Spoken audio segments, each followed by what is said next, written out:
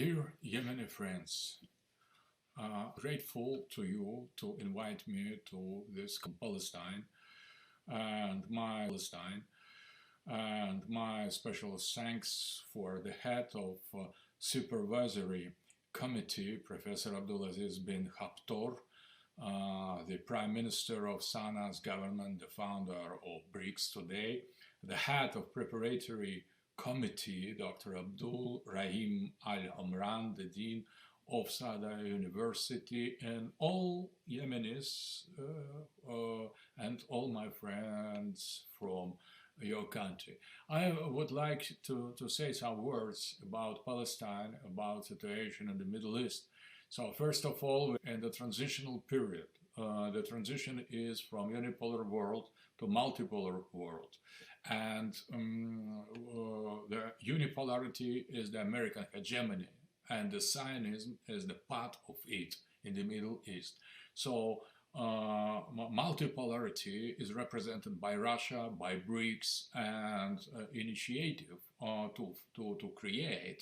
to announce BRICS Day in Yemen is very important symbol of the site that Yemen people of Yemen chooses. So that is very important. So you are on the war in Ukraine and the genocide of Palestinians in Gaza, both are interconnected events. There are two fronts of the same war. The war of the humanity that fights for justice and equality and real democracy against hegemonic superpower of the imperialist colonial West.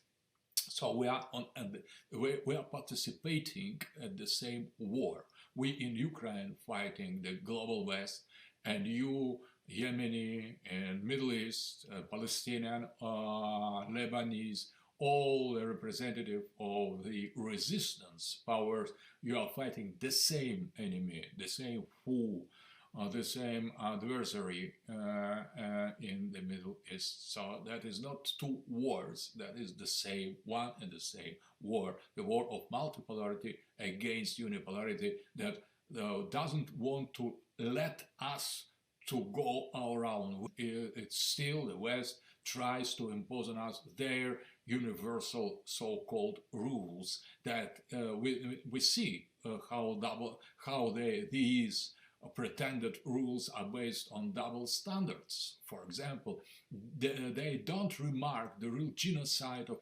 and they accuse Hamas, they accuse the powers of resistance, they accuse Putin's Russia to perpetrate all the crimes, but the real criminals, they are the global West. So that is important, and to think about the Palestine. We could not solve the Palestinian problem in the peaceful way. We need to overcome our friends. We need to put the West in its logical limits, and the Middle East is not the West. It is autonomous field, autonomous zone of the world with the local people living there, and these local people should decide their destiny.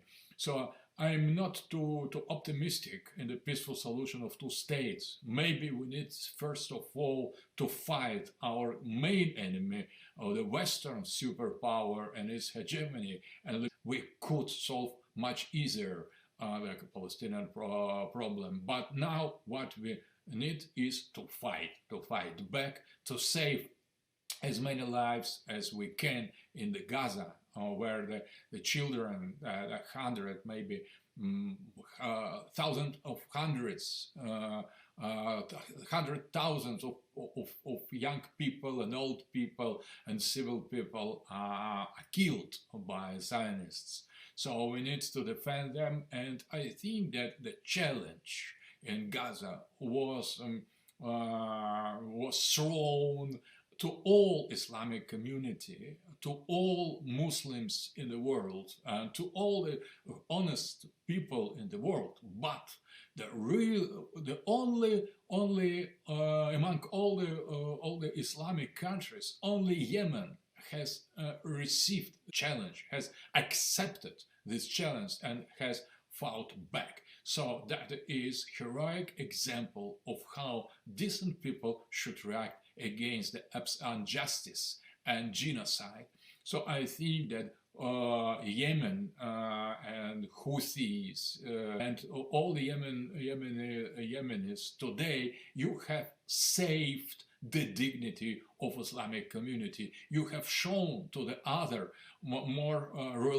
other Muslims more reluctant to enter the direct war that is already launched against them, how the real hero men, real Muslim men should respond on the act of aggression. And you, Yemenis, you have changed geopolitical system, blocking Red Sea from the globalist ships in some months. So we have different geopolitical situation because of you, because of your brave resistance, because of your heroic acts. And you are acting exactly on the polarity, letting Chinese ships to get without any problem and preparing to fight back at all unjust attacks of the hegemon, of the hegemonic power of the collective globalist West against you. So stay strong, my dear and beloved Yemeni people. I admire your government. I admire your courage. I think that you are saving the proud and the dignity of all Islamic world. And I think that now you are pioneers, you are avant-garde of the resistance forces in the Middle East, and we could not avoid the war when the war has already begun. Now we have no choice. There is not about peace or war. It is the defeat or the victory. So let us be united in the defense of multipolarity, in defense of just and balanced, real democratic world order, with all peoples and all civilizations having the right to defend from the hegemonic power. The rule of the global West is over, and you, Yemeni people, you are one of those, and maybe first, who has shown your courage, and you have demonstrated how weak our enemy is. So that is a kind of introduction for real liberation of Palestine. Best wishes for you.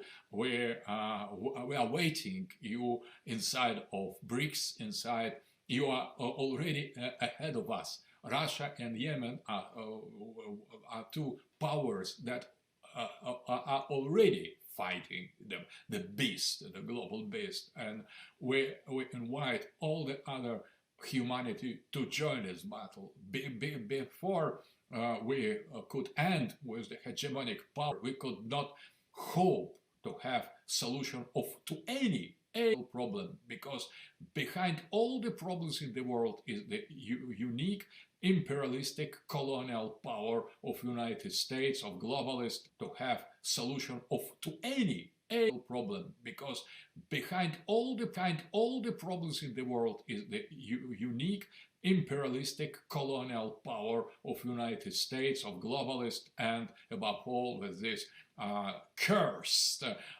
hypocrite of Biden's administration. That is, I think, the worst president of all American history, with no real rational understanding of the world politics. So the power, the might in the West is in the hand of the fanatics, of the satanic powers, and we need to fight them because of religion, because of our identity, because of our sovereignty, because of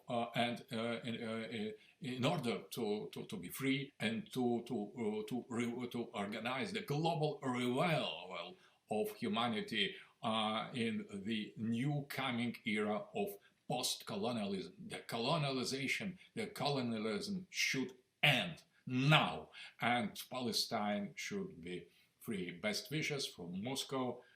and I think, I hope we will be together until the end, until the victory.